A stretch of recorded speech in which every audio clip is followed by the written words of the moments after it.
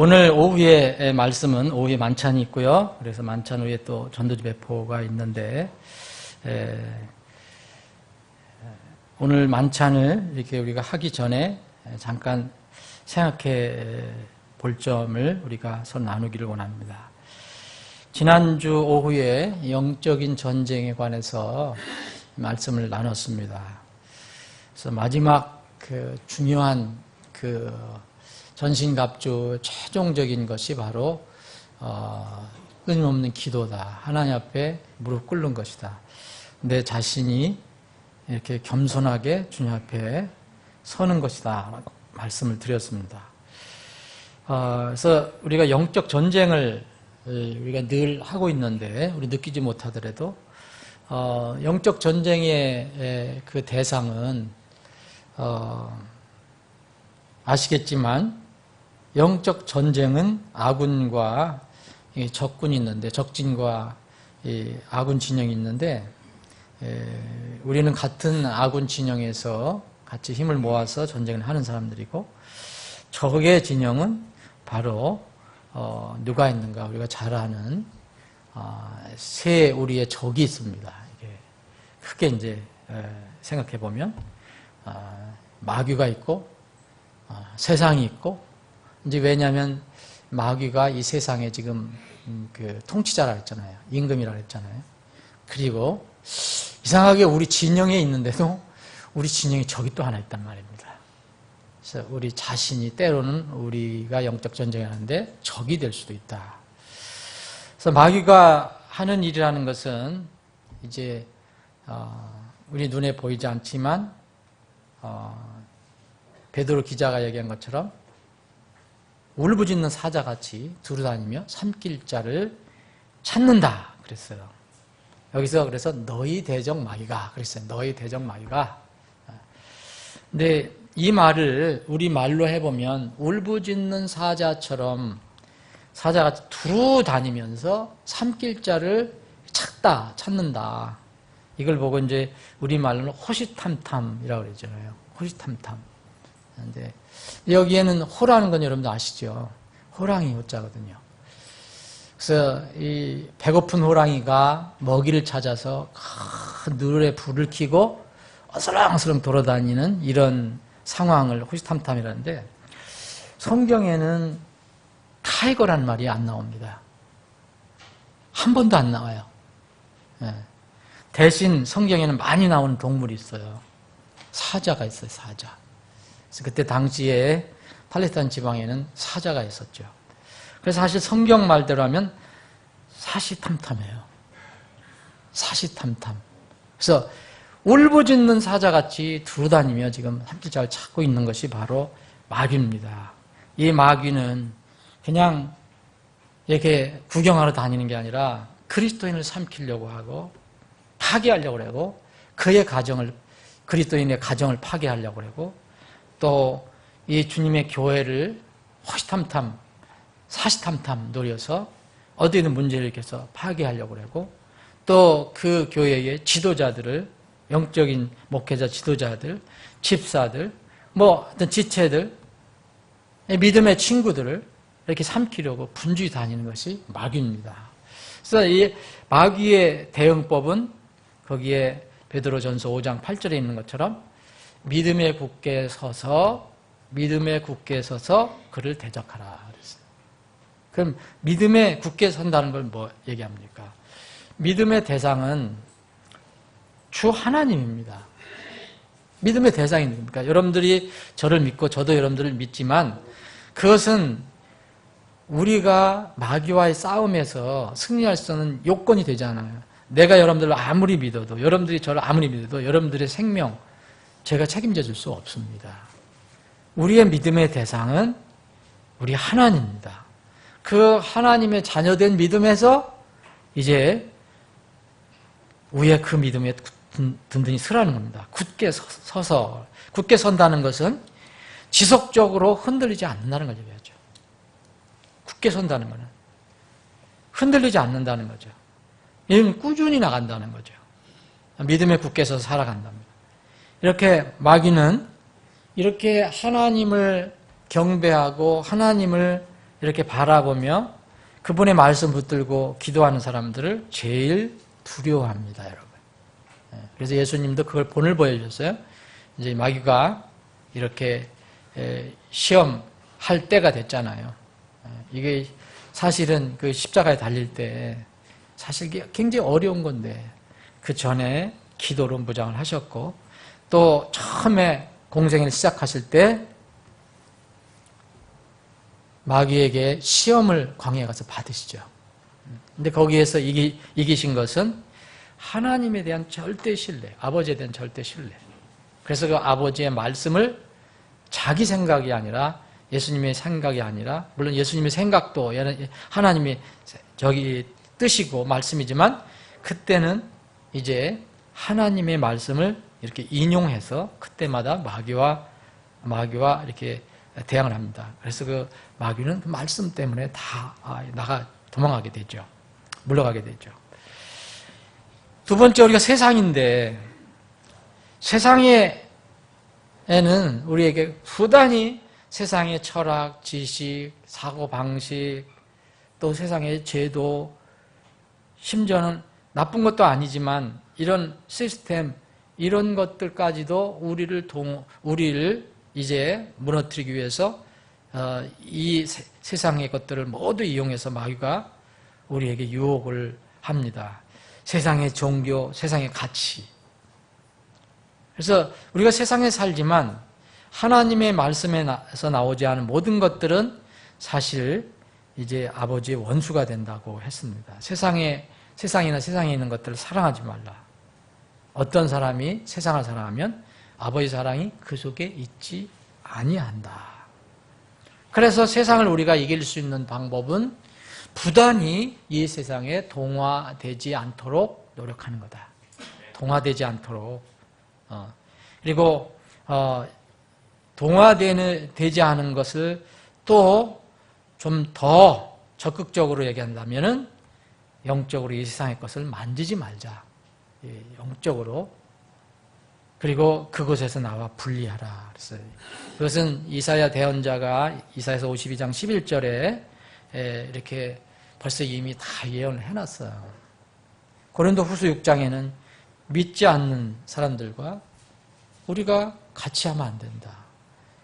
불의와 어떻게 같이 할 수 있느냐? 어둠과 어떻게 같이 할 수 있느냐? 벨리알과 어떻게 같이 할 수 있느냐? 우상과 같이 할 수 있느냐? 이것에서 분리해야 된다라고 얘기합니다. 그래서 세상과 동화되지 말고 세상의 것을 만지지 말고 이렇게 분리하라. 세 번째가 이제 제일 큰 문제입니다. 이게 마귀와 세상은 이 진영을 나눠서 본다면 사실 저쪽에 있어요. 그런데 이 육신은 마지막 이 적은 육신은 이게 서로 섞여 있어요. 자아입니다. 근데 성경에서 가장 무서운 것은 육신이라고 얘기합니다. 여러분 이스라엘 백성에 대해서 오늘 아침에 얘기했고 물론 성경이 대부분이지만 이런 것들이 다 그 불순종하고 하나님께 대항하고 하나님 마음을 아프게 하고 정말 마저도 또 하고 하는 이런 모습은 얼마나 육신이 끈질기고 지독한 적인가, 우리 자아가 얼마나 그러한가 이것을 알게 됩니다. 근데 이것은 딱 분리가 되어 있는 게 아니고 우리와 혼재되어 있는 상태이기 때문에 더 어렵다. 조금만 주의를 게을리하고 정신줄로 오면 어느새 새로운 피조물이 된 우리가 뭐에 끌려가는 모습을 바라보게 됩니다. 죄와 불의의 끈으로 우리 끌려가는 것을 보게 돼요. 정말 무섭고 지독한 것이 우리 안에 있는 자아입니다. 육신입니다. 우리가 어떤 경우 하나님의 말씀에 의해서 이거 잘못된 것이라 이런 것이 드러났는데도 우리 육신은 어떻습니까? 우리 자아는 여전히 고집을 피웁니다. 억지를 씁니다. 여러분 다 경험하셨을까요? 저도 마찬가지예요. 분명히 하나님 말씀으로 잘못되었다고 하나님 말씀이 얘기해 주시는데도 여전히 나는 굴복하지 않아요. 또 굴복한다고 하면서 받아들인다고 하면서 그게 그런 뜻이 아니고 뭐 이건 이런 뜻입니다 라고 계속 육신의 쪽으로 우리가 나아갑니다. 그래서 자신의 본성이, 자신의 자아가 얼마나 끈질기고 무섭다는 것을 아는 사람은 겸손해질 수 있는 겁니다. 겸손이라는 게 뭡니까? 자신의 자아의 실체를 이렇게 잘 알고 그 성질을 잘 알고 부단히 육신에게 기회를 주지 않으려고 노력하는 사람이 겸손한 사람입니다. 반대로 교만한 사람은 뭡니까? 자신의 실체를, 육신의 실체를 몰라요. 그리고 늘 항상 보면 자신의 육신에게 관대해요.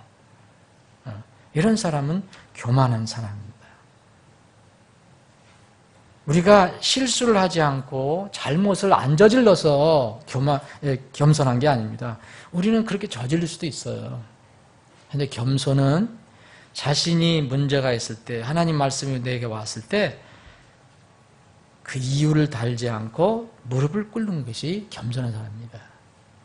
다윗 왕은 그래서 정말 겸손한 사람이었어요. 실수를 안 한 사람은 아니에요. 큰 죄를 졌어요. 그런데 하나님 말씀이 딱 올 때 육신 편에 가담하지 않고 하나님 말씀이 옳다 하고 거기에 엎드리게 되죠. 요사이 여러분 비리 정치가들하고 이 기독교 목사들하고 보고 싶어서 본 게 아닌데 또 어떻게 하다가 그걸 봤습니다. 제가 뭘 하다가 이렇게 찾아보다가 말씀을 준비하다 찾아봤는데 뭐 큰 교회에 어떤 목회자가 이런 어떤 그런 하는 내용 그것들이 어떻게 다 나왔는데 근데 참 그렇게 분명하게 잘못된 걸 계속 얘기해주고 그런데도 반복해서 그를 계속해서 거짓말하고 또 거짓말하고 그런데 나중에 또 교회 성도들이 교회인데 성도라고 보기도 어렵죠. 다 그것들 또 동의해갖고 또 다 넘어갑니다. 참 마음이 좋은 것인지. 근데 이 사람들이 이분들이 꼭 이용하는 게 뭐냐면 여러분 뭔지 아세요? 성경이에요. 성경. 이번에 어떤 정치가 저는 이름을 잘 모르겠는데 기억하려면 하겠죠. 근데 난 제발 그런 분들이 이런 걸 안 들고 나왔으면 좋겠다는 생각이 들어요. 꼭 성경을 가지고 나와요. 자기가 결박하다고. 근데 결박한 게 아닌데 그 성경을 왜 가지고 나오고 하나님 이름을 왜 얘기합니까? 목회자들도 마찬가지예요. 그거 잘못됐으면 그걸 인정을 해야 되는데 그냥 여러 가지 그거를 이렇게 이유를 대갖고 합리화시키고 또 그렇다고 또 이렇게 동의하는 교인들이 참 많습니다. 성경을 이용하는 기독교 종교인들과 정치인들.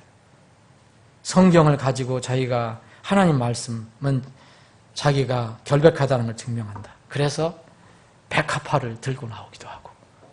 여러분 백합화 흰 꽃이라고 해서 자기가 결백하다는 걸 누가 증명해 줍니까? 참 이런 거를 안 했으면 좋겠는데 그래서 사실은 우리 효민 형제가 되겠지만 그래서 욕을 먹는 거예요. 그래서 솔직하면 차라리 좋은 거예요. 다윗을 누가 지금 욕을 합니까? 다윗은 무슨 죄를 졌어요? 간음죄 저질렀죠. 그러다 거짓말죄 저질렀죠. 나중에 잘못해서 살인죄까지 했어요. 제가 커져갖고. 근데 하나님의 선지자가 와서 준엄하게 꾸짖었을 때 이유 없이 여기서 무릎을 꿇고 회개를 합니다. 이게 겸손한 사람이라고 저는 생각합니다. 그래서 이 마귀 세상 그리고 육신 세 번째 육신을 대항할 때는 절대 우리 육신에게는 친절을 베풀면 안 됩니다. 여러분들 자아에게는 친절을 베풀면 안 돼요. 절대 우리 육신을 부풀려서는 안 돼요. 그 육신을 크게 막 높여주면 안 됩니다. 육신은 항상 소욕을 가지고 있으니까 거기에 집요하게 요청할 때 그 양보하면 안 됩니다, 여러분. 굴복하면 안 됩니다. 그리고 로마 13장 14절에 있는 말씀, 오직 너희는 주 예수 그리스도로 옷 입고 육신의 정욕을 채우기 위하여 육신에게 기회를 주지 말라. 이 기회라는 것은 이제 음식물이라고 그랬죠. 공급하는 거. 그래서 이 문제를 어떻게 하느냐에 따라서 이제 육신적인 그리스도인과 영적인 그리스도인으로 나누어지는 겁니다. 우리가 딱 선을 그어갖고 너는 이거다, 너는 이쪽이다라고 얘기할 수는 없지만 하나님께서는 우리 그리스도인들을 이렇게 나누기도 합니다. 고린도전서 3장입니다.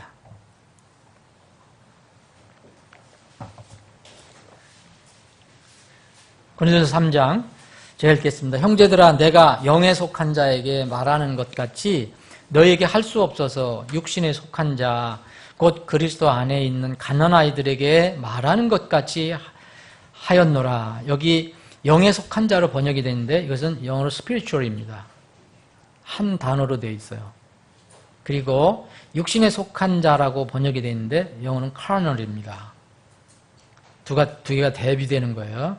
육신에 속한 자라고 번역했는데 이 carnal은 괜히 육신적이라는 거예요. 육신에 끌려다니고 육신의 소욕에 이렇게 막 열심을 내는 사람. 그러니까 세속적인 사람, 이걸 얘기합니다. 내가 너희를 젖으로 먹이고 음식으로 하지 아니하였나니, 이 너희라는 것은 고린도 교회의 교인들을 얘기하는 거예요. 이는 지금까지 너희가 그것을 능히 감당하지 못하였으며 지금도 못하기 때문이다. 안타깝게도 이 편지를 쓸 때 이제까지 고린도 교회 성도들이 이것을 감당하지 못했는데 지금도 못하고 있다라고 사도 바울은 이야기하고 있는 겁니다. 너희가 아직도 육신에 속하였다. 여기 카놀입니다. 너희가 아직도 카놀이다. 너희 가운데 시기와 다툼과 분열이 있으니 너희가 육신에 속하여 사람들처럼 걷지 아니하느냐? 육신에 속한 사람들처럼 걷지 아니하냐? 그런 얘기죠. 어떤 이는 말하기를 나는 바울에게 속하였다 하고 다른 이는 말하기를 나는 아볼로에게 속하였다 하니 너희가 육신에 속하지 아니하였느냐? 그런즉 바울은 누구며 아볼로는 누구냐? 그들은 단지 주께서 각 사람에게 주신 대로 너희를 믿게 한 사역자들이라. 나는 심었고 아볼로는 물을 주었을 때 오직 하나님께서 자라나게 하셨나니 그런즉 이와 같이 심는 자나 물 주는 자 아무것도 아니로되 자라나게 하시는 이는 하나님뿐이시니라. 이제 심는 자와 물 주는 자가 하나이며 저마다 자기 수고에 따라 자기의 보상을 받으리라. 우리는 하나님과 함께 일하는 일꾼이요 너희는 하나님의 농사요 하나님의 건물이니라. 내게 주신 하나님의 은혜에 따라 내가 지혜로운 주건축자로서 기초를 놓았고 다른 사람이 그 위에 세우되 저마다 어떻게 그 위에 세울지 주의할지니라. 아무도 이미 놓은 기초에 능히 다른 기초를 놓을 수 없나니 이 기초는 곧 예수 그리스도니라. 예수 그리스도 우리에 세우지 않는 것은 육신에 속한 자들이 하는 일이라는 것이죠. 아버지 하나님, 오늘 오후에도 저희들이 모여 잠시 말씀을 살펴봅니다. 지금 저희들에게 지혜를 주시고 또 짧은 말씀이잖아요. 말씀이 우리의 세상에서의 걷는 걸음을 인도하고 통제할 수 있는 생명의 가이드가 될 수 있도록 도와주시옵소서. 예수님의 이름으로 기도합니다. 아멘. 육신적인 그리스도인과 영적인 그리스도인은 바로 이런 차이가 납니다.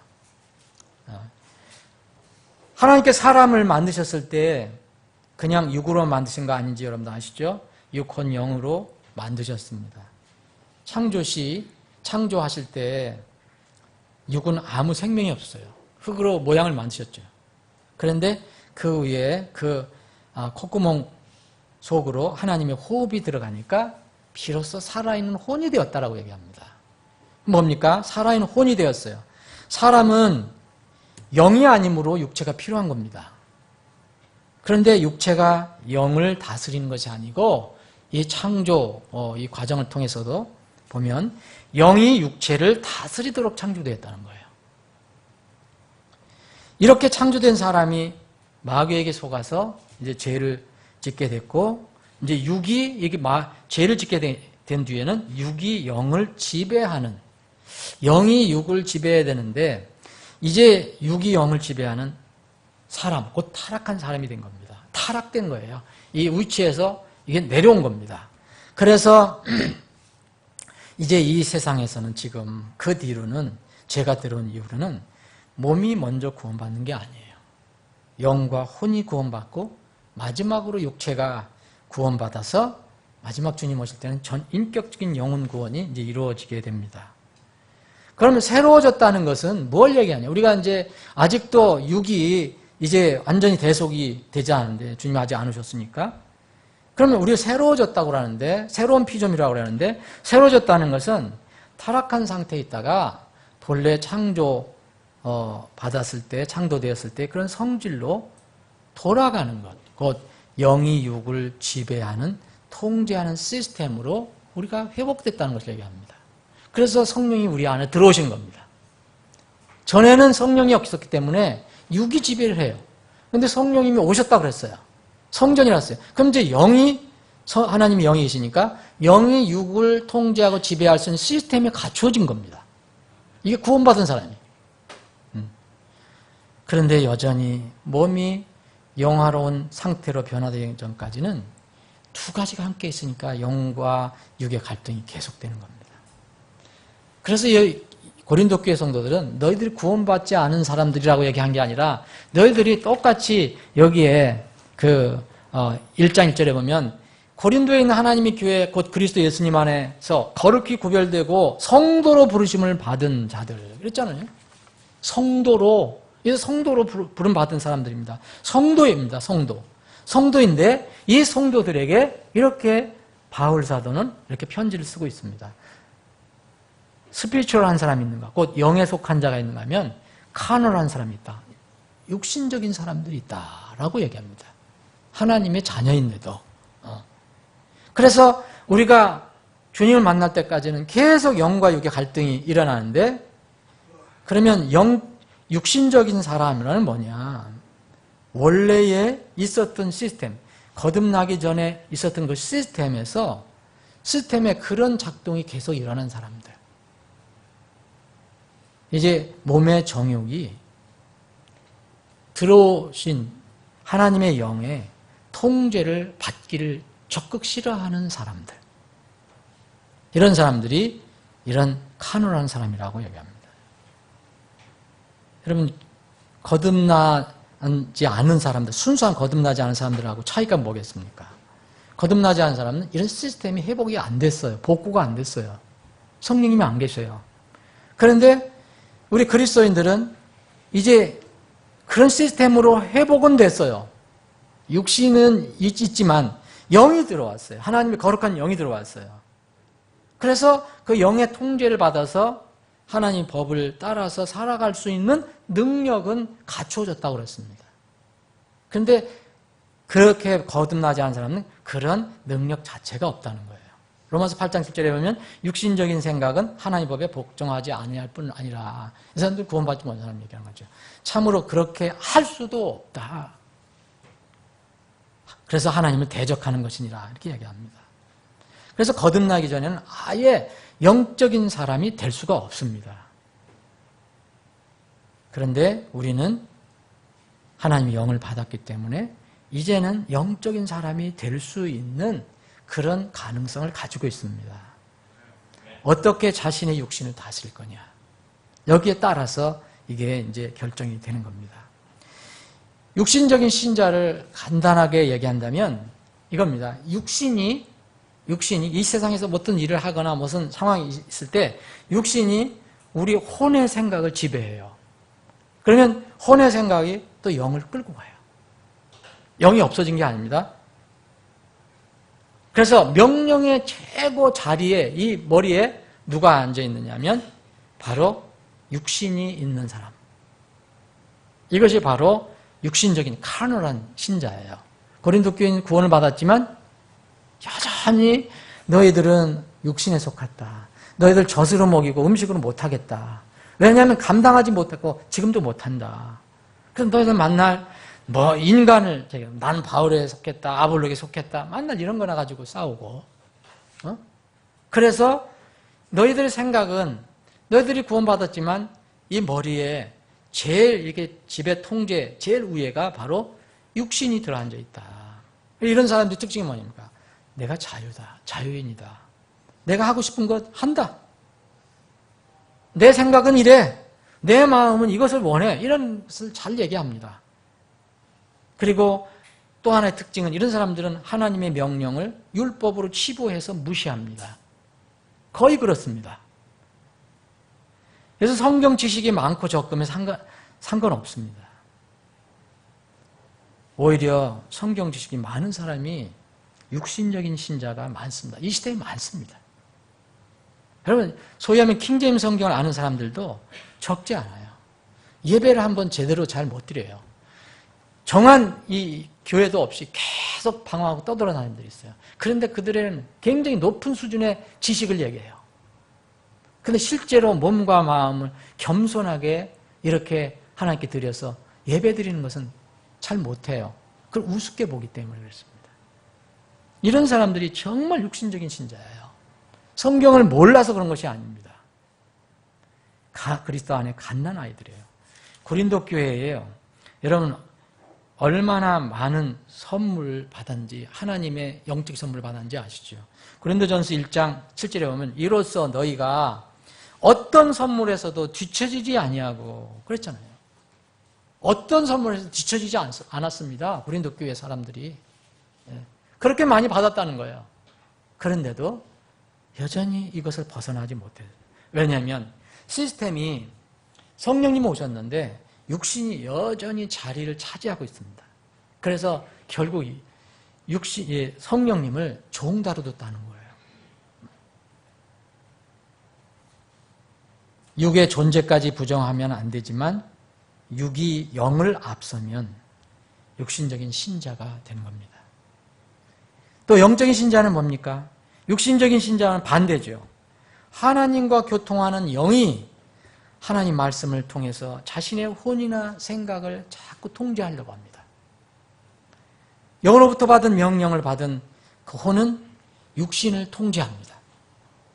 영혼, 육이 있다면 영이 지시를 내리면 혼이 받아서 혼이 몸을 이끌어갑니다. 그런데 이 육신적인 사람은 거꾸로 되어 있죠. 육이 혼에게 지시를 하면 혼은 즐거운 걸 자꾸 찾으려고 하니까 이제 영을 끌고 갑니다. 좋아하는 쪽으로. 우리 영을 그렇게 끌고 간다는 말입니다. 그래서 영으로부터 최고의 성령님으로부터 명령을 받아서 이렇게 살아가는 사람들은 혼을 통제할 수 있고 육신을 통제할 수 있기 때문에 이런 사람들을 영적인 신자라고 하는 겁니다. 영적인 신자다. 스피리추얼한 사람이다. 실수를 안 하고 완벽하게 살고 이런 걸 얘기하는 게 아닙니다. 여러분 로마서 8장을 잠깐 보겠습니다. 로마서 8장.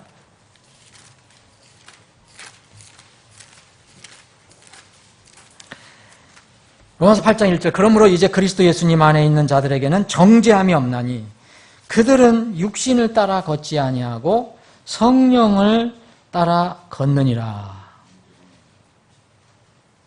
여러분 이 구절에 아시는 분 아시겠지만 이 뒷분에 정죄함이 없나니만 나와 있어요. 다른 성경은. 킹제임스 성경만 그들은 육신을 따라 걷지 아니하고 성령을 따라 걷느니라는 말은 킹제임스 성경만 있어요. 무슨 얘기냐면 그리스도 예수님 안에 있는 자들, 예수님 안에 구원받은 사람은 더 이상 정죄를 받을 수가 없습니다. 그런데 이 진정한 사람의 정체는 어떤 사람이에요? 어떤 영적인 정체가 뭐냐? 육신을 따라 걷지 않고 성령을 따라 걸을 수 있도록 시스템을 갖춘 사람이라는 겁니다. 그 사람이 진정으로 그리스도 예수님 안에 있는 사람이에요. 그런데 이제 육신적으로 살려고 하면 육신적인 생각은 절대 능력이 없기 때문에 영적인 그런 길을 걸어갈 수가 없어요. 그래서 그게 6절에서부터 8절까지 이런 말씀입니다. 바울 사도가 데살로니가 교회에 편지를 썼을 때 이런 얘기를 했습니다. 너희의 영과 혼과 몸 주님 오실 때까지 잘 하나님께서 흠 없이 보존해 주시기를 원한다. 이런 축복을 했거든요. 그런데 제사가정서 5장 23절 보면 거기에 바울 사도는 몸과 혼과 영의 순서로 얘기하지 않고 영과 혼과 육의 순서로 말했습니다. 영이 잘 돼야 돼요. 영이 능력이 있어야 돼요. 근데 육이 능력이 있고 육이 강한 사람은 영이 약할 수밖에 없어요. 그래서 그게 어린아이라고 이야기하죠. 우리가 이 세상 사는 동안 육의 필요 무시할 수 없습니다. 그런데 육을 무시해서는 안 되지만 여전히 순서는 영과 혼이 잘 되고 그 다음에 몸이 잘 돼야 합니다. 근데 이 육신적인 그리스도인들은 이 몸을 먼저 생각하는 거죠. 몸을 먼저 생각하는 겁니다. 요한 3서 2절에서 사도 요한은 사랑하는 자여 무엇보다도 네 혼이 형통함 같이 네 소울이 형통함 같이 내가 형통하고 강건하기를 내가 바라노라 그랬습니다. 잠시 후에 이제 만찬 시작하겠습니다.